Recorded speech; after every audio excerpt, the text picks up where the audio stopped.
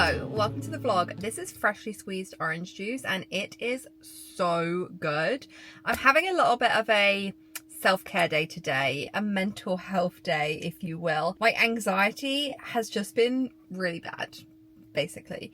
I've been getting myself really worked up every single day. It started last week on Monday. It's now, Thursday? So it's nearly been 2 weeks of waking up panicked, anxious, like spiraling thoughts, just like getting so overwhelmed and like ahead of myself and not being able to sort of regulate my emotions, I guess. I don't want to turn this into like a therapy session, but it's not been fun and I need to like do something about it. So that's what we're doing today, just taking a little bit of a breather. I still found myself getting that way this morning, feeling really anxious when I was walking out the door. I don't even know what it is. It's like the smallest little thing will just send me spiraling and it will like trigger me, but it'll be like nothing. I think I'm just got so much like happening up here that like the smallest little thing just like sends me over the edge. I don't know. I think a lot of it is to do with my grief and I haven't really been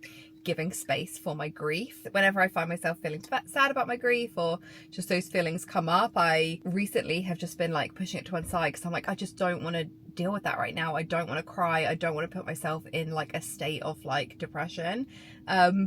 But that hasn't really been that helpful because then that state has sort of like come anyway. Another thing that's kind of adding to this is I'm being priced out of my apartment currently that I live in, that I've lived in for 5 years. They've basically been increasing the rent every single year by 10%, which is the maximum that you can do in California.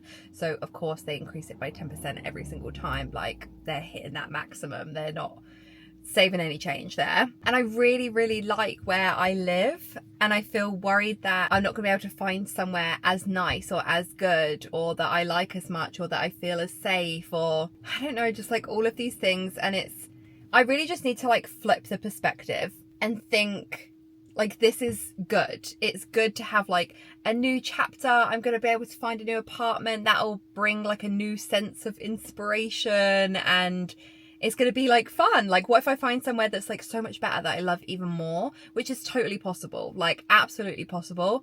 I think just when I'm at home in this like anxious stress state, it goes south very quickly. I will therapize myself. Is that a word? I don't know. A little bit here. Basically, I think the fact that I'm going to have to move out is kind of bringing up these feelings that don't feel like I'm good enough because I can't stay there. I don't know, it's silly. It's not my fault that I can't live there. That's the fault of the landlords who are just like bumping up the rent. They probably want us to leave because if we left, I think they'd be able to rent out our apartment for even higher. So they're probably like, yeah, let's get them out so we can get some new people in that are going to pay more. But I don't know. It's just making me feel like I'm not good enough to like live there or to have a nice apartment that looks like that's in that area because I'm kind of being forced out, if that makes sense. But I know I am good enough. And I know I will find somewhere much better. I just need to remind myself of that. So today, I've actually come to a completely different neighborhood to kind of inspire myself and get excited for living somewhere new. Like, this could be my new neighborhood, maybe. I don't know. So I went to that yoga class this morning. And this afternoon, I kind of just want to have a little walk around, get some matcha. We're going to do some self-care things. That is going to be the priority today. But I just thought instead of doing those things in my current neighborhood where I live, why don't I go somewhere else and do them and like act like I live here? That's what's going on today.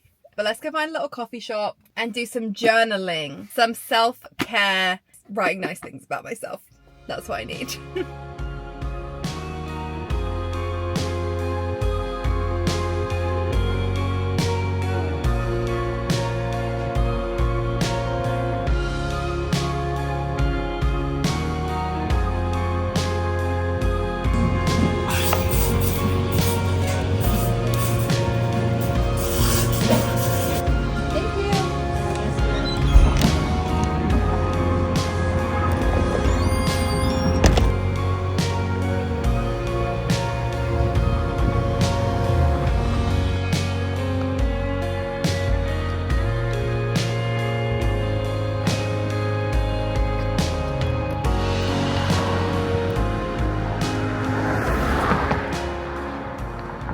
I felt more anxious trying to sit down in one spot. I think because my body just feels so like restless at the moment, and this is supposed to be a self-care day.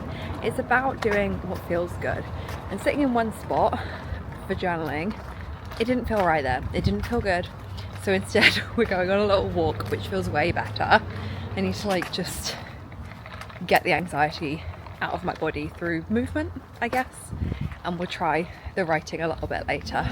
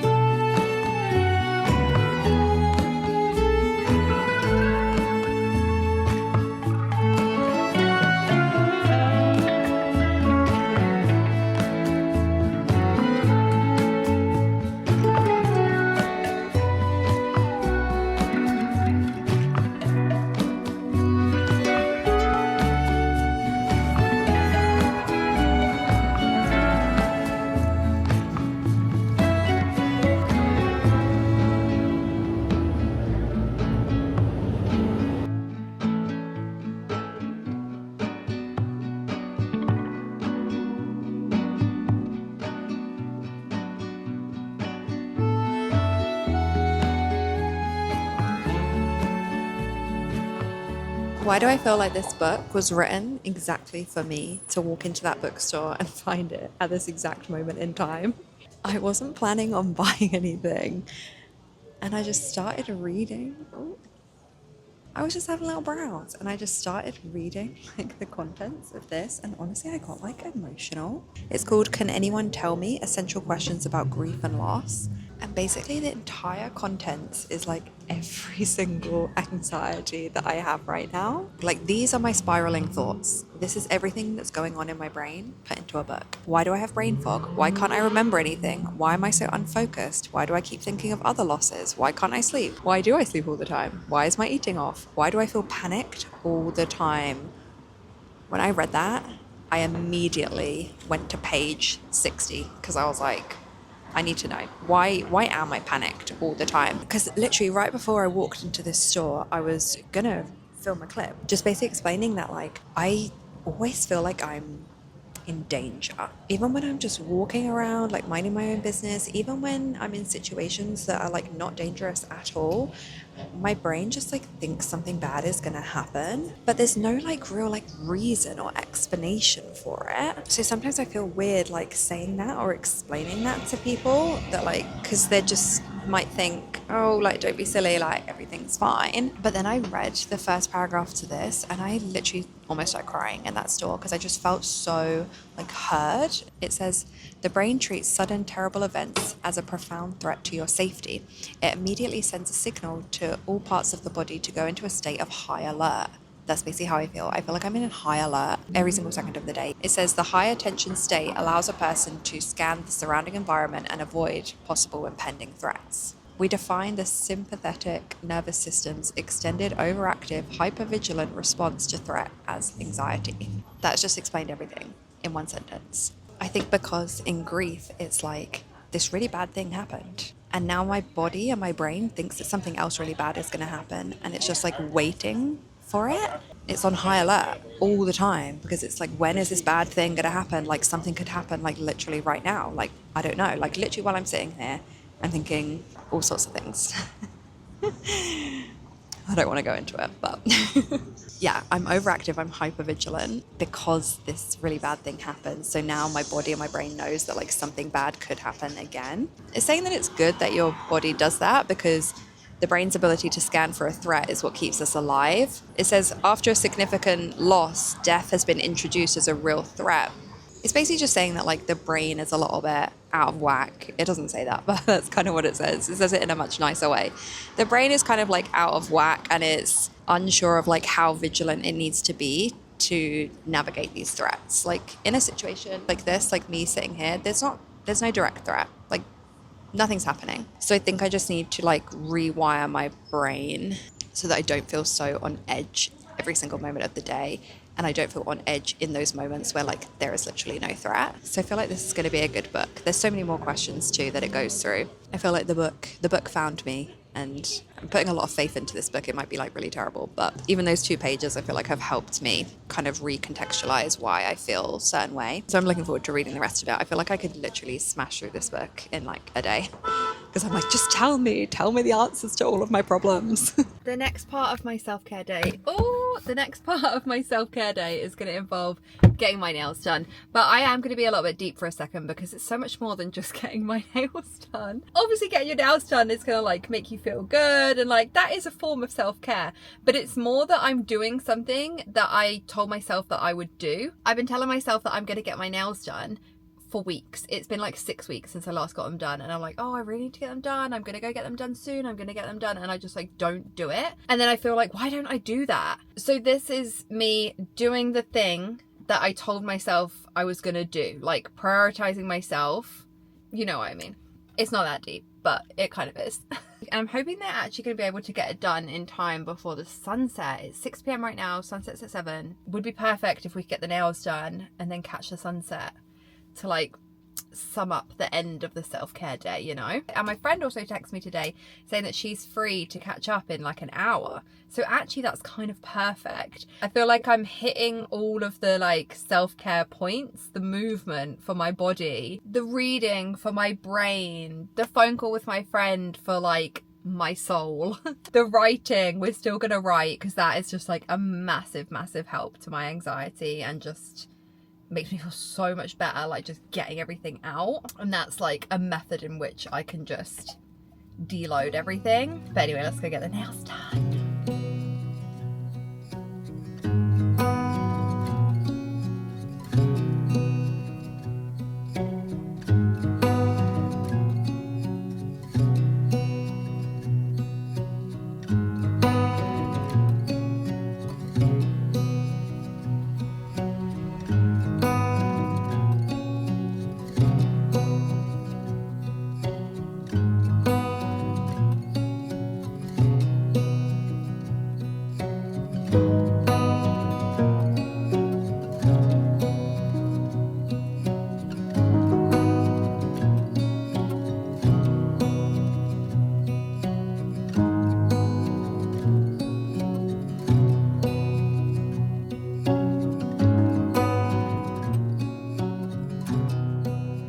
Are the nails giving old lady? I feel like they are a little bit. I feel like someone's grandma would have this color. But basically, in grief, something that like kind of helps me, I won't even know to say like if it helps, but because you literally can't make any new memories with your person, you can't spend time with your person, you can't connect with your person in the same way that you once could, it's nice to have like little reminders in your day-to-day, just like little things that you can do to sort of like honor that person, I guess. I don't know. Anyway, my mum's favorite color was purple, so I've got my purple nails, purple flowers. This is actually kind of purple too. I didn't get this because of that, but this and this definitely was intentional. There's just so many things that are taken from you in grief that you have no control over, but something you can control is, I don't know, getting your nails done in your person's favorite color and having flowers around the house that are like a nice reminder. Not that you need a reminder, because you're literally going to be thinking about this person like every single day anyway, but it's just something nice that you can do for yourself. That looks kind of a mess. I need to take off all these leaves. We definitely missed the sunset, but that's okay because I am home with plenty of time to have a nice little hour-long bestie catch-up, make some dinner, do some journaling, and go to bed.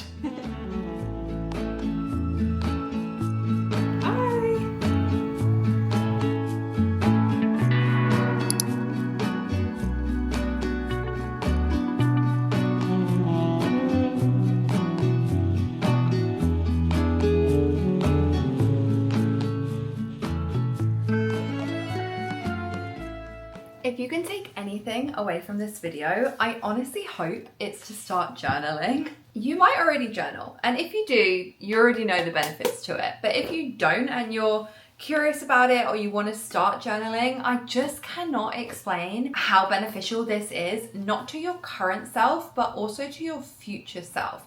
I am so grateful to myself that I started journaling 5 years ago, and I can now look back on the past 5 years of my life with such a different perspective. Like, you can go back and see exactly how you were feeling in any given moment. And honestly, most of the time, as soon as you've written it, it's then out of date and you like don't feel that way at all. Like, I could look back on something from a couple of weeks ago and I'm like, oh, that was ridiculous. Like, what was I even talking about? Like, I don't feel that way at all anymore. But the act of like being able to do that, I wish I started earlier. I wish I had journal entries that go all the way back to like being a teenager. That would just be so insane. And I think just like so beneficial to me now, because you can just use, it just gives you so much perspective being able to go back and see how you were feeling and what you were thinking at a certain time in your life. But I know it can be really daunting to start and not know where to start, and there are some things that like hold people back.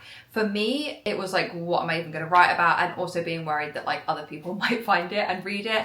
And like, they might find it and read it. That just has to be something that like, you just have to let go of, because to be honest, like the benefit to me to doing it is worth so much to me that I don't want to let like the thought that like, oh, someone might maybe read it one day, like impact, like stop me from doing it. I know when I first started, I definitely struggled with like, what am I even gonna write about? What am I even doing here? Sometimes this is my first journal. Sometimes in this journal, I literally would write half a page, a couple of sentences. But as I did it more and more, I can't stop. I just like now could literally sit and write like 6 pages nonstop. I honestly think I just did that. I think I wrote like 8 pages. To me, it's just so beneficial to be able to get my thoughts that are like spiraling around in here out. Like, they need an outlet, they need a place to go, and they'll still be up there. But when they're in my brain, they're so like jumbled up and nothing makes sense and everything feels really overwhelming. And it's like the act of writing it down on paper in front of you, it just helps you like reorder them in your brain. It also massively helps for you to be kinder to yourself, because sometimes I get to the point, if I'm just like rehashing the same thing again and again in my journal, I'm like over it. I'm like, I can't keep writing about this all the time. I can't keep being mean to myself about this same thing over and over again, because I'm bored of it in my brain and I'm bored of writing about it too. I would say the first like couple of journals, it's basically just venting, and I would only ever write about times where I was really struggling and really frustrated and needed like some sense of relief. But then when I would go and read my journals back, I'd be like, oh my god, I am like so angry and miserable and like frustrated the whole time. But I wasn't. It was just that I was only journaling in those moments. So it was a reminder to me that we need to journal on like the happy things too, because the first couple ones, like nothing happy happens in here, but happy things are happening in real life. But I didn't feel like I needed to process those events in the same way that I process the more difficult events. But now I love writing about like all the things I'm really proud of for myself, or just like accomplishments, or even just like little things that have like brightened up my day and made me happy. And being able to look back on that in 5 years time or 10 years time, or whenever it is down the future, it makes me feel so like proud of myself that I am doing that now for myself, but also I'm doing it now for my future self, because both of us are benefiting in this situation. You can use journal prompts. That can be really helpful if you don't really know where to start. I personally like to start with, today I feel, and then I just flow from there. And it goes off on so many different tangents and turns into so many different things. But just the act of doing it is such a form of self-care, a form of therapy. It's free therapy. It's free therapy that you can do yourself. Yes, you might have to like learn a little bit or kind of like practice how to do it, but you have to do that when you're paying for therapy as well. You go into therapy and you have to do like several sessions before you kind of get into the flow of it and like get anywhere with it. That's kind of what it's like for journaling too. Don't expect to go in, do it and solve all your problems on the first page. Like, it's going to take time, but if you stick with it, it's going to be so, so worth it. I also have a separate journal, which is where I write directly to my mum. If you haven't experienced grief, you might think that sounds like really tragically awful, and honestly it is. But I don't have any way to talk to her. I don't have any way to tell her about stuff. And when you're just thinking about that again and again, it's just not very nice. And it's nice to have a place that I can go and spend time with her. That's kind of how I treat it. When I'm sitting down to write a letter to my mum, I'm intentionally spending time with her. I can't do that physically anymore, but I can make the space to do it in a way, I don't know, you know, if you've lost someone, like, you'll understand. And I initially bought it because I've got on the front memories of mum, because in the beginning I was so afraid that I was going to forget every single memory that I ever had with my mum. Because you know how you just forget memories and things just, you know, you forget about them after some time, and it might be like small little things. And during like the early stages of my grief, like a tiny little memory would pop up into my head and be like, oh my God, I just want to like hold on to this. I don't want to ever forget this, because this is now like all I have left of her, and I need to like hold on to those things as tight as I can. So I wanted somewhere where I could write down those memories in case I ever like forgot one day, I could go back and actually read it. But then it turned into like a way to talk to her and a way to write. And honestly, I find that when I'm writing, sometimes I'm like, she already knows this, you know? And I'd be like telling her about, oh, I ran the marathon and I did this and I did that. And I don't know, I kind of like get the feeling sometimes when I'm writing it, I'm like, she already knows this. I don't need to like bore her with this, because like she already knows. And I need to get more into the like emotions and the like nitty gritty, rather than like the actual like things that are happening. Like, what's the layer beneath that? Like, that's kind of what I want to tell her. And yeah, so I do that through writing in a journal as well. Anyway, I just wanted to add that into the end of the vlog, a quick little 5 minutes to just rave about how much I love journaling. I was obviously trying to do it at different points throughout my day yesterday, and I didn't quite like find the right space to do it in, but I've just sat down and done it now, and it's just been such a reminder that this needs to be part of my everyday, if not at least a couple of times a week, just carving out the space and taking the time to just process my emotions and my thoughts and say some nice things to myself, basically. But I hope you enjoyed watching this week's vlog. If you liked the video, please like the video and subscribe if you haven't already. And I will see you in the next one. Bye!